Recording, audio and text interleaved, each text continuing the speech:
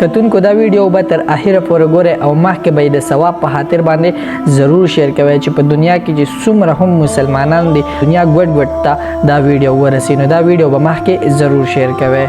السلام علیکم، زم اجاز بنیری. ګرانو کتونکو لنډ ویډیو ده، خو په دې ویډیو کې در سره یو ډېر مهم پیغام شیر کوم، ډېر مهم معلومات دي دا ستاسو دپاره.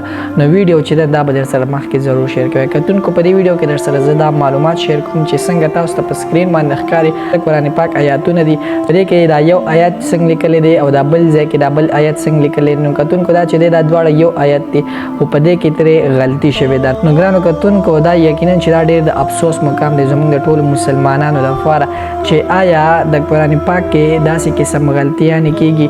نو دا نه ده پکار، ځکه چې زما هغه کسانو ته دا یو خواست دی، هغه کسان کوم چې په دې کمپنیانو کې کار کوي، ښایي کمپنۍ مطلب تیار شوی دی، دا وګورئ چې په دې کې خو بس غلطیانې نه وي. کتونکو تاسو څه وکړئ، تاسو هم وګورئ او خپل قرآن پاک ګورئ په خپلو جوماتونو کې دغه شان کومې قاعدې شوې، سپارې شوې، قرآن پاک شو. نو تاسو څه وکړئ، تاسو در سره هغه وګورئ چې آیا په هغې کې خو به څه داسې غلطیانې نه وي شوې. تاسو په خپلو جوماتونو کې کاریانو صاحبانو ته، عالمانو ته او مولیانو ته دا قرآن پاک او سپارې وښایئ چې آیا دا وګورئ په دې کې خو به څه غلطي نه شوې. نو کتونکو دا تصویر چې مخې ته راغی نو زه ډېر زیات خفه شوم. نو ما وویل چې په دې باندې زه در سره دا یو مختصر ویډیو شیر کړم، لنډه ویډیو در سره شیر کړم چې دا ویډیو تاسو هغه چاته ورسوئ، د دې هغه کمپنیانو والو ته، هغې مشرانو ته چې هغوی مطلب چې داسې قسم غلطیانې دوباره نه کوي.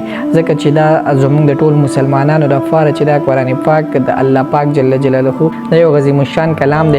نو پکار ده چې په دې کې داسې قسم غلطیانې دوباره ونه شي. نو په دې کې دا معلومات ما تاسو سره شیر کړو. امید لرم چې تاسو به مخکې به حیثیت یو مسلمان دا ویډیو ضرور شیر کوئ. ستاسو د ټولو د ویډیو کتلو یو جهان مننه.